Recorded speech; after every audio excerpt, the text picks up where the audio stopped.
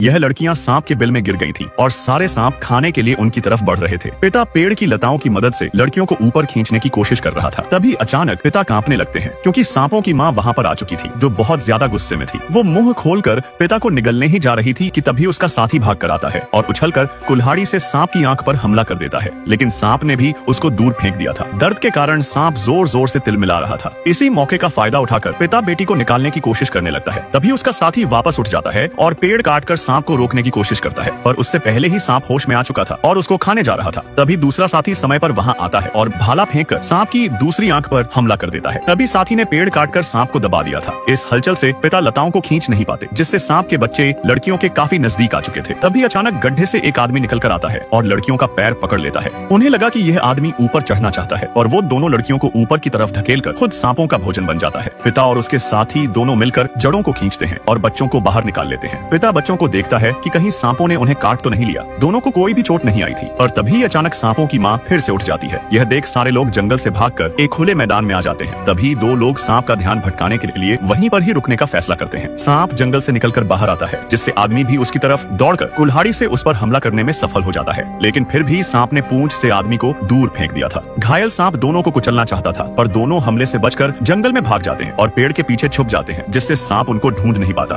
उसी समय पिता अपने साथियों की मदद करने जा रहा था। तभी अचानक उसको पीछे से एक आवाज आती है और जब उसने मुड़कर देखा तो सांप ने उसकी बेटी को एक झटके में निगल लिया था, जिससे गुस्से में पिता सांप पर हमला करने जाता है, लेकिन इतने विशालकाय सांप के आगे कोई नहीं टिक सकता था। इसलिए उसका साथी मशाल जलाकर सांप को आकर्षित कर लेता है और जंगल में आकर मशाल को तेल में फेंक देता है, जिस कारण सांप आग की लपटों में आ चुका था। वो जलता हुआ जंगल से बाहर आता है और मारा जाता है। लड़के ने एक पत्थर फेंका, लेकिन वह पत्थर घूमकर वापस आकर उसे लग गया। फिर उसने एक आम का पेड़ लगाया, लेकिन कुछ ही देर में वह पेड़ सूख गया। तभी अचानक एक गुलाबी स्पेसशिप नीचे आ गिरी। लड़के ने उसे चारों तरफ से देखा, लेकिन उसमें कुछ नहीं था। वह निराश होकर वापस जा रहा था। तभी उसने जमीन पर कई पैरों के निशान देखे। आगे जाते ही उसने देखा कि उसने जो पेड़ लगाया था वह जल्दी जल्दी बढ़ रहा है। पेड़ के नीचे एक गुलाबी लड़की जादू कर रही थी। उसने लड़के को देखा और फिर उसके सारे पौधे बाहर लगा दिए। फिर लड़की ने उसका हेलमेट उतार दिया। बिना ऑक्सीजन के लड़के को परेशानी होने लगी, लेकिन तभी उस लड़की के शरीर से नीली रोशनी निकलने लगी और लड़का आराम से सांस लेने लगा। कुछ दिन बाद वह बेजान ग्रह फिर से हरियाली से भर गया। फिर लड़के ने एक आम लेकर उस लड़की के पास गया। उसने पहले खुद खाया और फिर लड़की को खिलाया। लड़की ने आम पहली बार खाया था। शाम को दोनों ने मिलकर सूर्यास्त और टूटते तारे देखे। उनका ग्रह भले ही छोटा था, लेकिन वे बहुत खुश थे। धीरे धीरे दोनों एक दूसरे से प्यार करने लगे और उनके दो बच्चे हुए। बड़े बच्चे के बाल माँ जैसे थे